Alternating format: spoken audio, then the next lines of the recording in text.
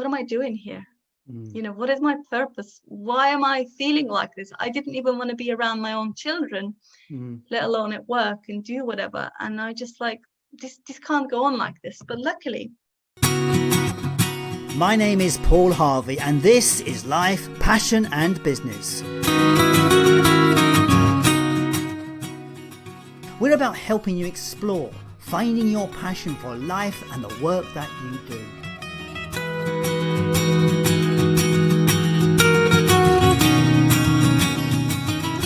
But it's so much more than that. It's about finding clues to the big life questions. What does it mean to be successful? What is the meaning of life?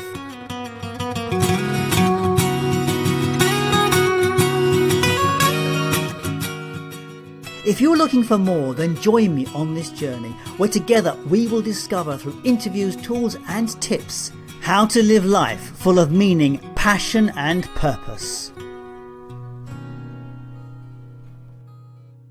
It is interesting when I reflect on the different people that approach me to appear in the podcast. By its very nature, the podcast is a philosophical discussion, and the 5 questions themselves push people into considering aspects of themselves, of their lives, which could be challenging.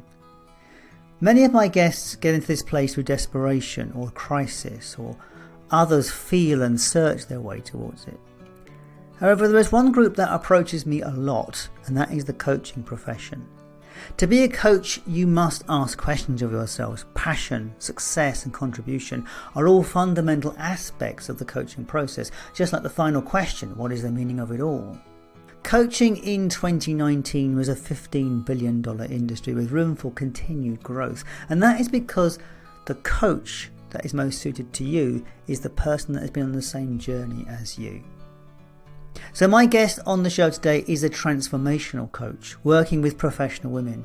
Tulay Massey was born in Turkey and as a dutiful daughter studied hard and received a scholarship to an English university where she achieved a degree and a PhD in food science. She secured her first job in the coffee industry and stayed there for 19 years, first successfully developing products and ultimately developing people. It was that process of working with people and seeing the transformation that inspired her most. After a viral infection took her to her bed for over 7 weeks, it allowed her time to evaluate her life. She was listening to podcasts. One of those was the Mind Your Business podcast with James Wedmore, episode 114. It was all about mindset and changing perspective. And for that, it opened the door and an opportunity that she had not considered in the coaching industry. This conversation fits very well with the January model of goals and goal setting and intentions. As Tulay says, I failed many of my goals, but always got my dreams. Coming from industry, she understands the pressure and challenges faced by high-achieving professional women. It's her mission to help them change from people pleasers into conscious, heart-centered creators who find their purpose, meaning and self-worth. I hope you enjoyed the conversation with Tulay Massey.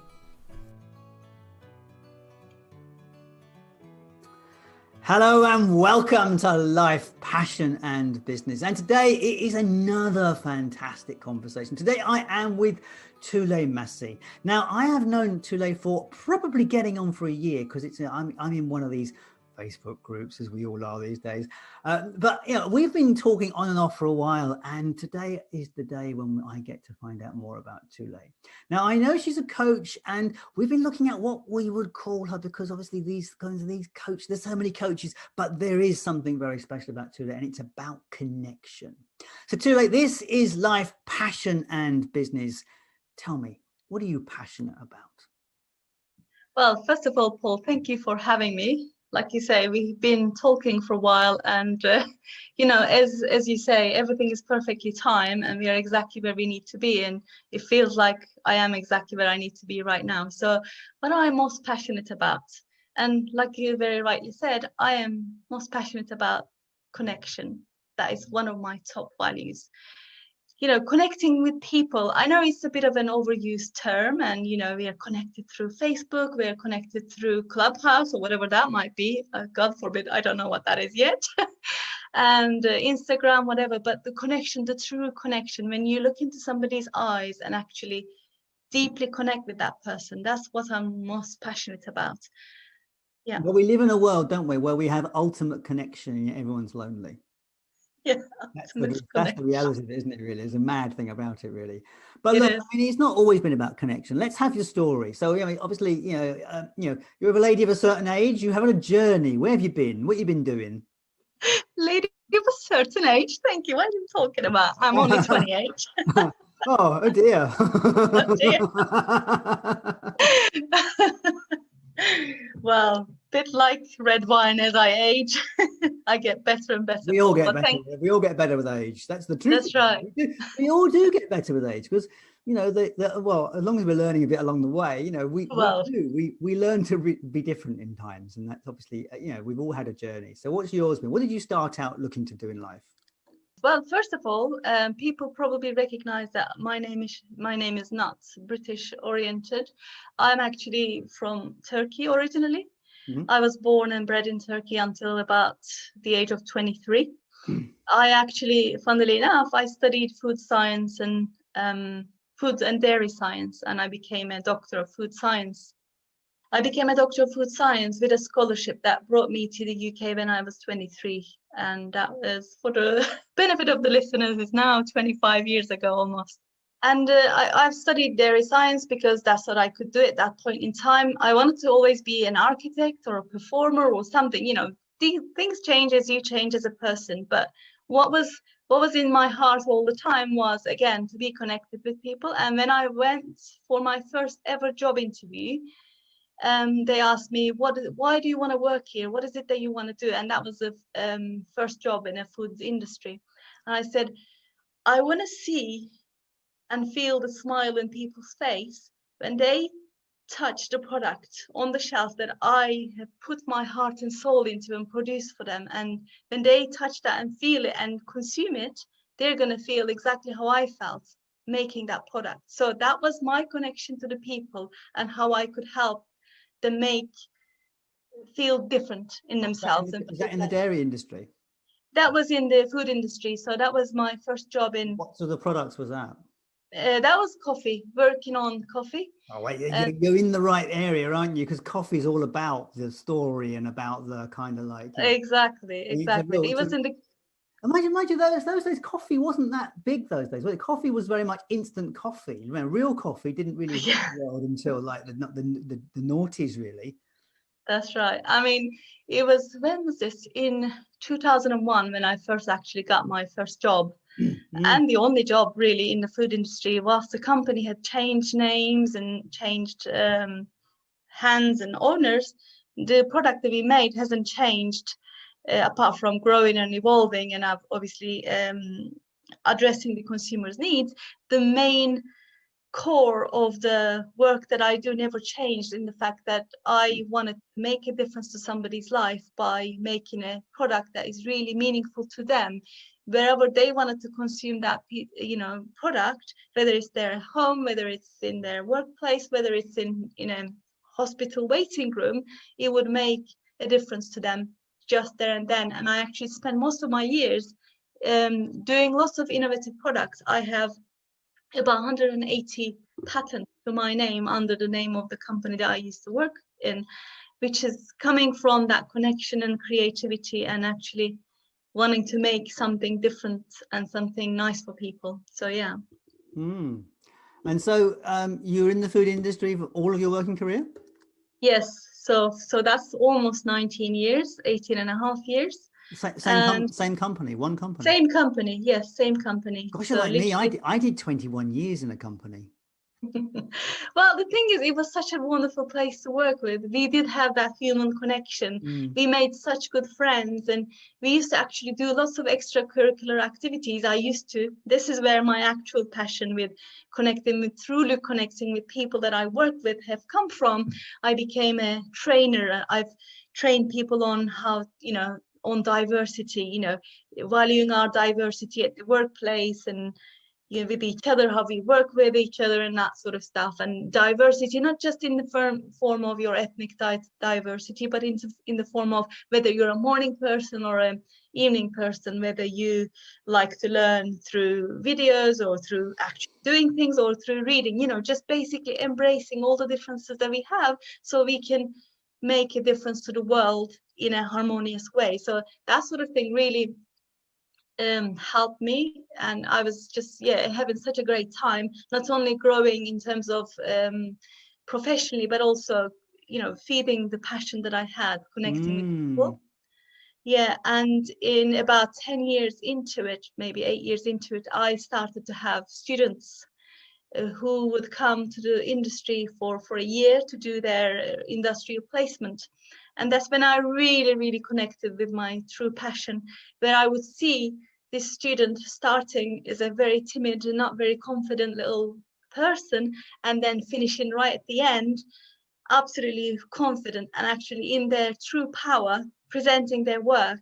And I achieved that by basically being truly connected to them, but also letting them do exactly how they wanted to do the things that they wanted to do. Because, you had to hold their hands to start with, and that was fine. And I would do that with love for the first couple of months, if that. But then after that, you would see them blossom. I would literally jump up and down with joy. I remember my very first student, when she was doing her final presentation in front of the whole senior management team, I was literally putting my hand up with a fist. Oh my God, this is great. I just realized, oh my God, perhaps I shouldn't do that. But because I was overjoyed with what she was able to achieve from that really, timid, she didn't know what to say. She couldn't, find her way to that person. That, in a way, although you're working in an environment and you're doing, and it's the kind of like what that is personal development. Yeah. And that is the start of your coaching, isn't it? Really, it was exactly. That is where it comes from. And it's interesting. I had a similar experience because I was doing training in my own company that I worked for, and not quite at that level by what you were doing, but certainly I understand where you're coming from. It's fascinating. So what made you leave? This sound like a perfect job. What made you leave it? Well, it was the perfect job. It was literally 5-minute drive and 20-minute walk from where I live. Paid good money, perfect people to work with, and I became friends with most of them. And actually, truly, they got me, I got them. But of course, and I had been doing this personal development for not just for myself, but for the other people, for the people that I managed as well. And that was extremely rewarding. But of course, as the times change, we change. And as I grew and evolved, got into other things, I always had this kind of niggling feeling inside of me. This wasn't quite enough for me. What else is there? What else can I do? I wanted to not just impact one person per year. I wanted to be able to impact more than one person. And not only that, you did acknowledge that I am a person of a certain age, and by that point, I'd achieved everything I wanted to achieve up to that point in my life. I had a good job, perfect husband, beautiful home, and 2 children that I wanted to have, and a boy and a girl. Everything was absolutely perfect, but yet I was still seeking for something else within me. And I used to find myself watching these inspirational videos, what's the meaning of life, and what's your purpose in life, and what if you woke up, in your deathbed, and 90 years, you spend your 90 years doing the same thing all over again, and how would you feel? And that used to really get straight in through me. And this is why I wanted to seek further opportunities. And what happened is at the end of 2017, straight into the Christmas holidays, I actually came down with a really horrendous flu. And for 7 weeks, I was in bed, throwing up, feeling with high temperature, coughing, whatever. And it just went on and on and on and on and on. And after that, when I went back to work, finally, I felt like a wet lettuce, literally wet lettuce, looking for stuff. And just thinking, what am I doing here?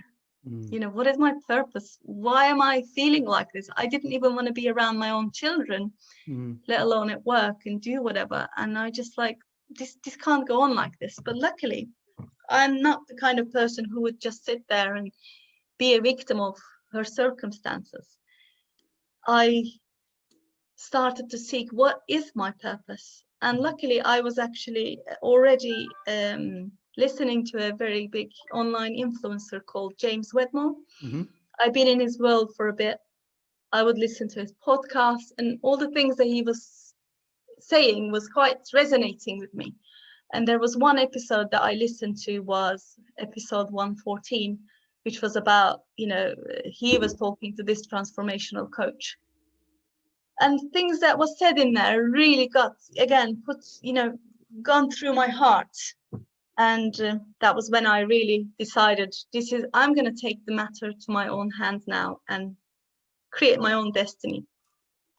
And all of those times, like you say, in the personal development, I wanted to impact more people. I wanted to coach people, do something different.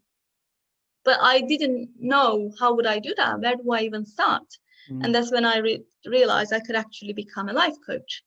So I went and got some training, and while still at work and having 2 kids and doing whatever, I got my life coaching certificate. So that was great. But I still had to provide food for the home, as it were, because my husband wasn't working. He was starting his own business, and I was the only breadwinner, as it were. But you learn your coaching craft, Yeah. and then you have to learn your coaching craft, because the coaching, the one thing is learning to coach, which we all have a natural tendency to do. But then you have to go out there and find people to coach. That's right. And that's and actually, that's good. You just reminded me. That's the reason, that's the year I've decided that I needed to be the change that I want to see in people. I know it's a cliche, and this is what people say all the time. I have got no one to coach right now. I don't have no clients. I don't have a business, but what can I do right now, which is right in front of me? And it just, you see, I work with 360 people in the office, spread around across one site. And there was right in front of me people who wanted to be coached, people who wanted some sort of change. And I started with that. I actually applied all my coaching skills for free to people I work with. I would bring them in an office for half an hour. Here you go, let's have a coffee, and then I'll practice on you. That sort of thing. And at the end of that year, one of the people came to me, at the end of the year, you get 360 feedback on all this sort of stuff, right? And she gave me a form to fill, and I said, okay, I'll fill the form. Why don't we have a chat after this? And then I said, I can see great things in you, and fine. Why would you let me practice on you for the rest of whatever next year, so we can actually find out what is it that you wanted to get to the bottom of in life and stuff. And she was literally I was still coaching for free. That day, she had paid for some proper counseling, as it were. And after the session that we had at work, she's actually cancelled it, because we've got to the bottom of what was holding her back, and that was the start of her journey. In that year, she lost weight, she sold her house, bought a new house, she bought the dog she always wanted to do, and started exploring different career opportunities within the company, because she had her confidence back. And that was just, transformation wasn't just inside of her, but it was externally seen as well, and people were like, what's happened to you? And it was just incredible. And she said, I don't even recognize myself looking in the mirror, and that's not because I lost weight, it's just because I'm a different person now. And that's when I realized, sometimes it's the person inside needs to change first, and then the weight is no longer applicable to the person that's inside, so the weight drops. Absolutely. The weight loss is actually is never a problem about eating, because everybody knows how to eat, what to eat, what to do to lose weight. Yeah. But that's the same with everything. Everything starts in their head, doesn't it, really? And this is a note to myself as well, because I also have issues going on at the moment, and it's a note to me. Everything starts in the head, so perhaps we should start there. So look, this is you obviously became a coach, and I obviously clearly, that's the journey by the sounds of it. So what is your sense of success? What does success mean to you? Because you came out of industry. And Yes. success in industry means a successful product. It means a product on the shelf at the right time and people buying it. But that, while that is success on one level, it doesn't necessarily mean it's not always. I mean, yes, you could put a product on the shelf that's causing terrible environmental damage at the same time. You could do all sorts of things, and success can be all sorts of stuff in the world. What's your definition of success? Well, success, let's take it in two dimensions. The first dimension is success to me as a person in life. And the second dimension is success in business. Success in me as a person in life is about, like I said, making a true connection to somebody and helping somebody make that shift for themselves.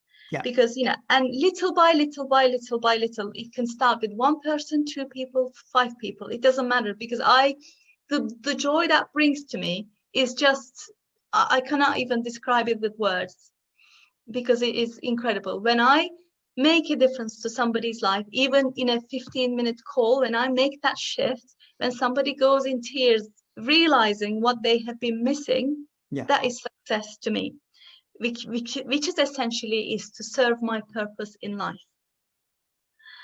And actually, slight diversion from in the previous question, how I found why I wanted to become a coach and why that was actually my purpose in life, was that I have been doing all these personality tests, MBTI, whatever, you name it, I've had them all.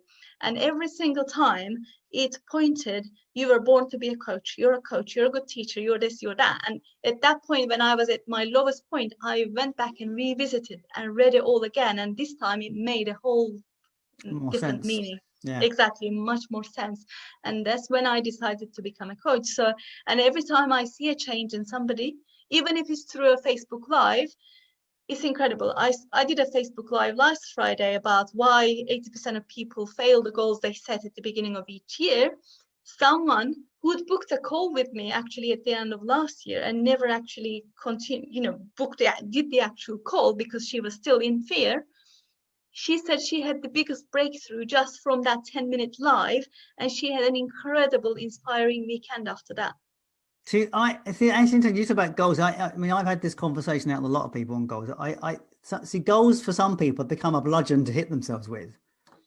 Exactly. And it's like, and that's the weight loss goals. Weight loss goals are the worst possible goals people set.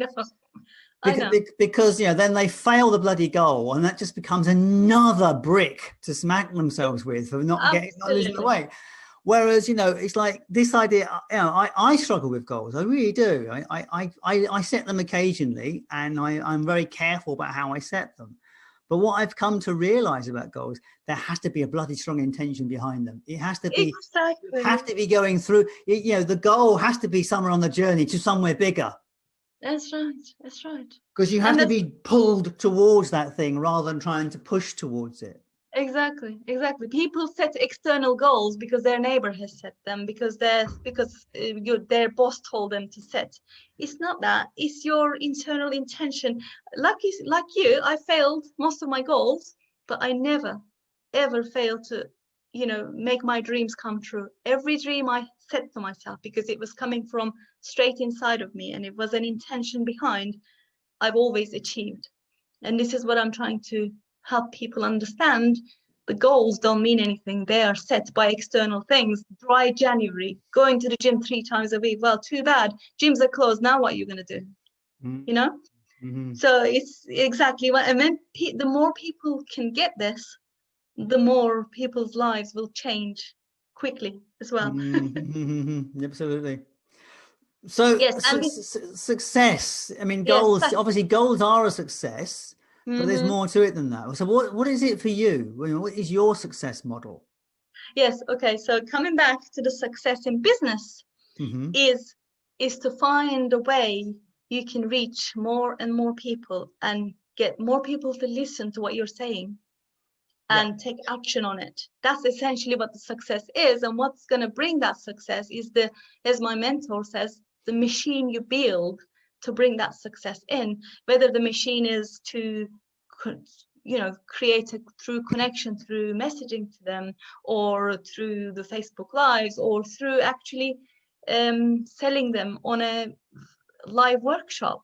But this is not selling. People always buy everything. People keep saying, oh, I don't like being sold to. Well, too bad. Everything that you're consuming right now, everything in your hand, everything around you is sold to you. You don't even realize it. And we're not selling some dodgy to people. We're selling a great life. And if people, the only reason why people don't buy into it is because they're scared, and that we are not communicating the value that it's gonna bring to them. So that's kind of the success, is to find enough people to listen to you, but also find the right message for you to say to them, so that they can listen to you. Yeah. But see, my success question is more about this idea of the success model that we were all sold. I mean, what you've explained to me there is very much the kind of how the success process works, or how the sales process works. What I'm actually interested in is, what has success been for you?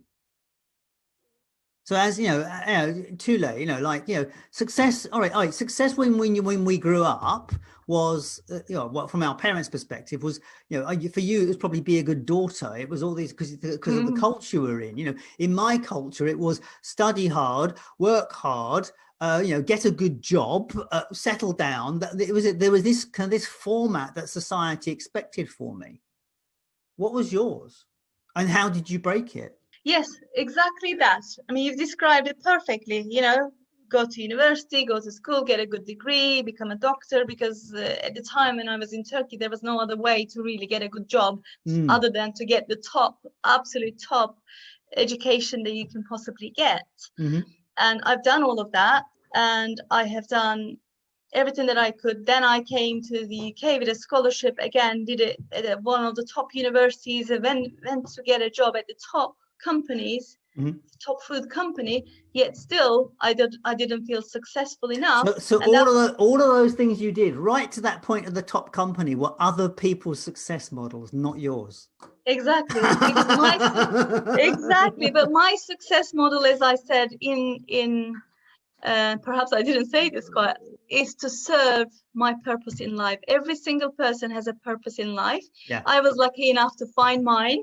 Yeah. But then again, I wasn't lucky, because I was seeking for it. When you seek for something, you will find it. And I was able to seek for it and find it. And when people seek it, they will exactly do that, find it.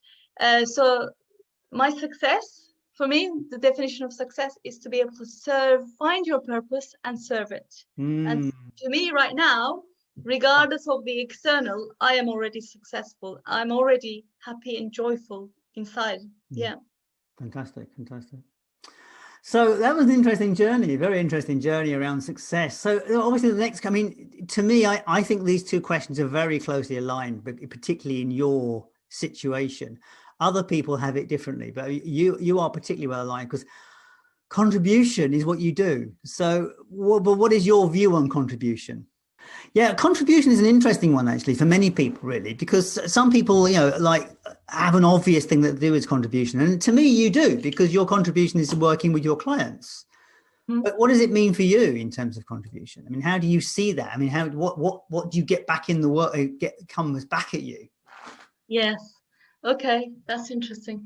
The contribution, like I said, I think I'm going to bring it back to this connection piece again. And like you said at the beginning, there is like millions of coaches out there. There's 8 billion people in the world, and probably, I don't know, quite some percentage of that is coaches. But the coaching industry is growing exponentially already. Exactly. It's still, I mean, I don't know how many billions it is, but I had heard some numbers, and they are eye-wateringly large. Yes, they are.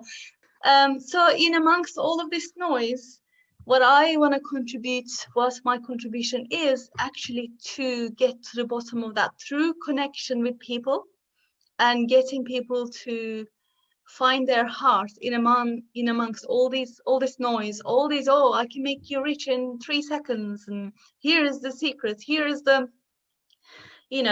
secret process, funnel, click, whatever.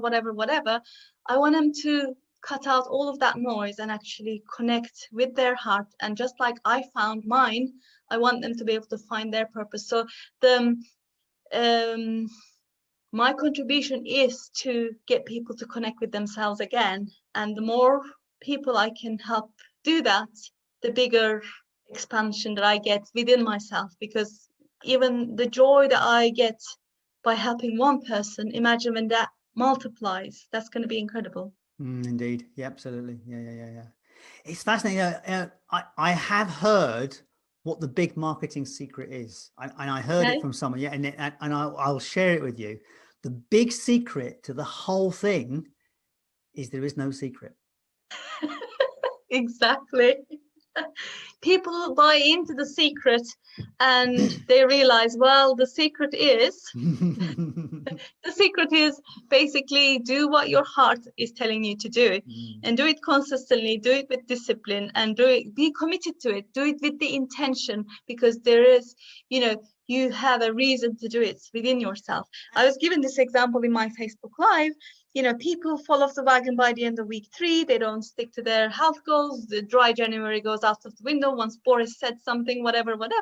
But if a woman, for example, wants to have a baby and wants to get pregnant, it doesn't matter how many times does she has to stop drinking. It doesn't matter how many IVFs or whatever she has to go through. It doesn't matter what the pain of the birth is, because all she's thinking about is to be able to hold that baby in her arms by the end of that journey. And that's what fires her up. It doesn't matter about anything else. And this is what, the most basic way I can explain to people.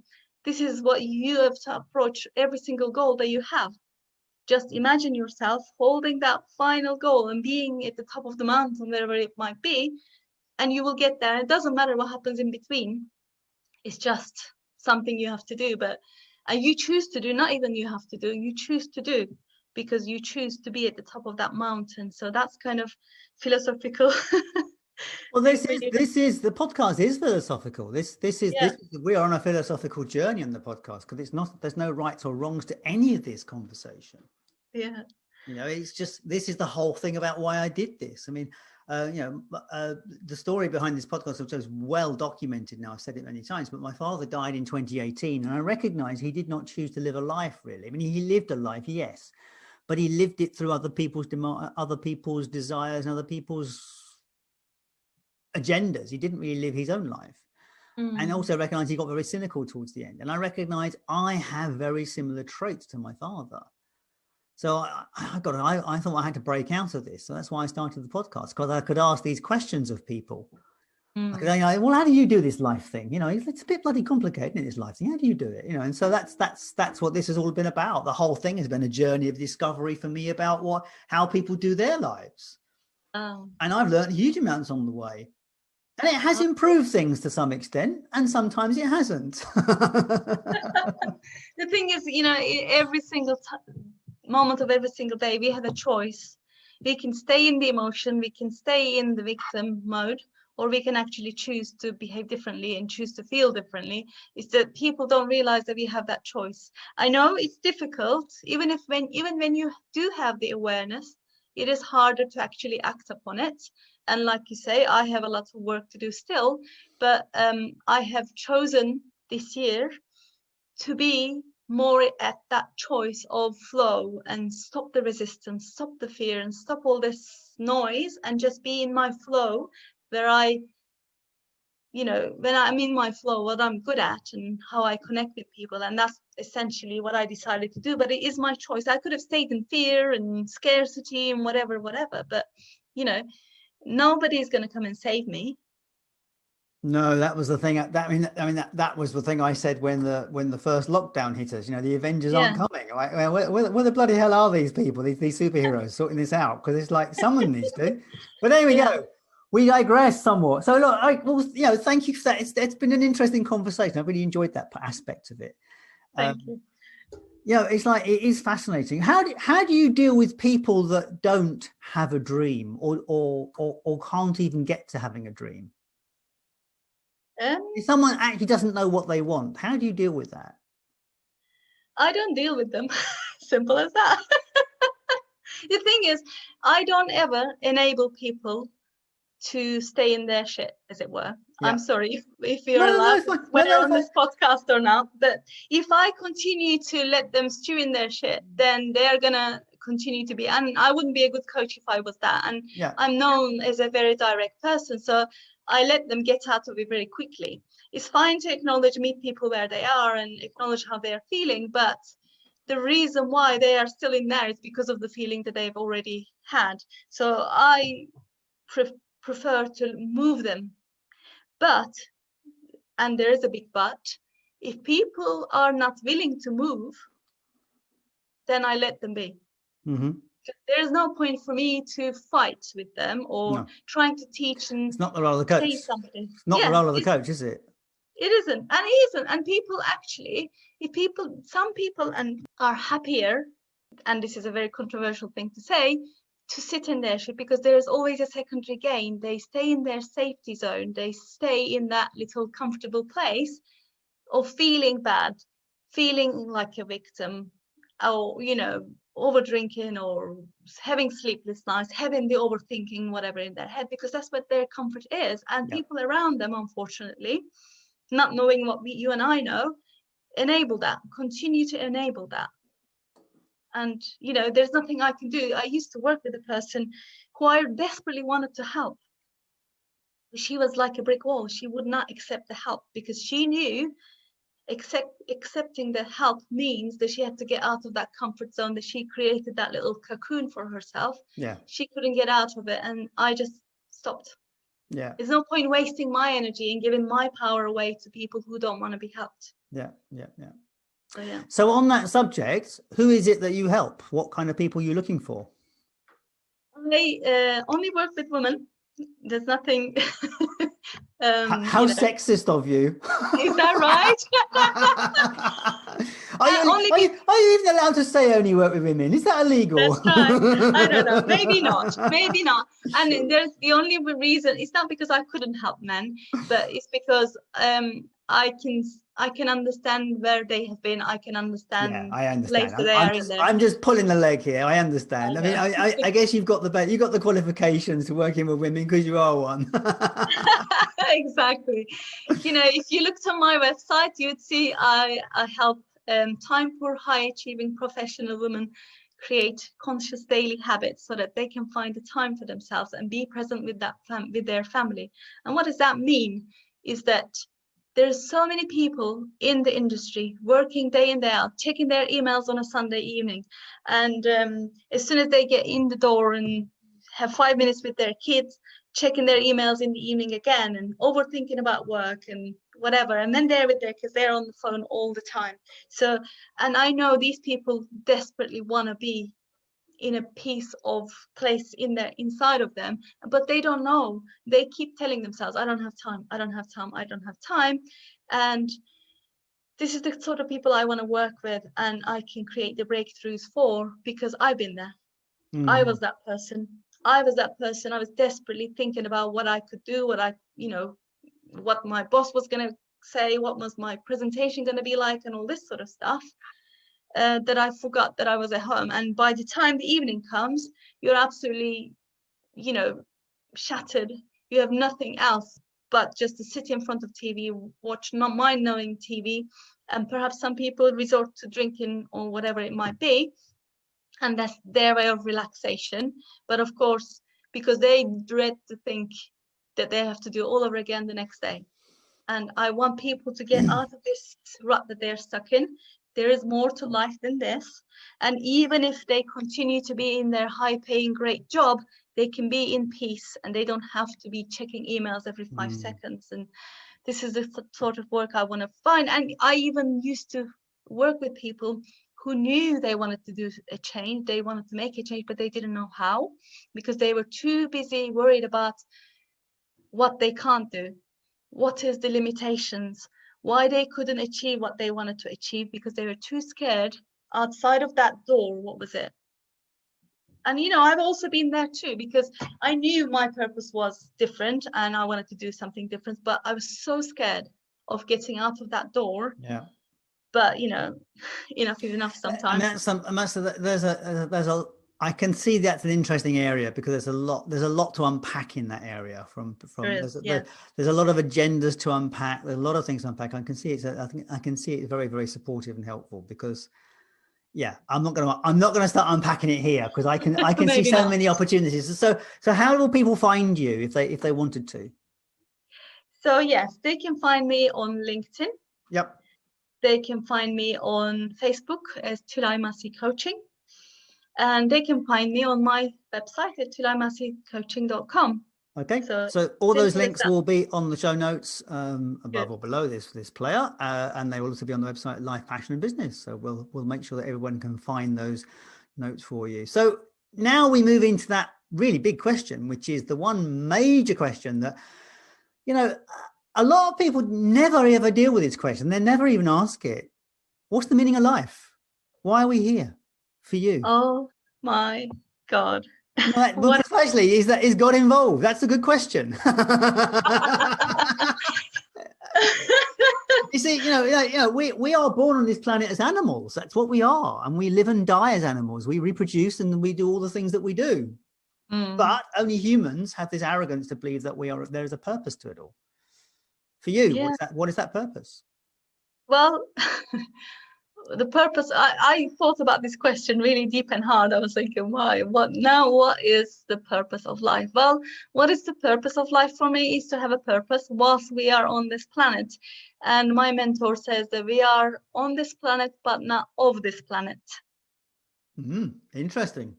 Yes. What do you think? That's your mentor's view. What do you think? Well, I'm starting to actually engage with that feeling quite a lot, with that statement. I'm starting to get what that means, because that's what I was feeling like towards the end of my corporate career. I was working there, but I wasn't part of that anymore. And I know what it feels like to be. So you said God, and some people might believe God. I believed in God in most of my life, and to some part of me still does. But I also feel that we don't necessarily ever die. There is always energy, and we are energy, and we continue our journey in this universe in some way or other. And this is an experience, very small part of the whole experience that we're going to have on this, universe, if you like. And whilst we are on this very small journey, it might seem like a long journey, but if a small journey in the grand scheme of things, the meaning that I bring is that to have a purpose.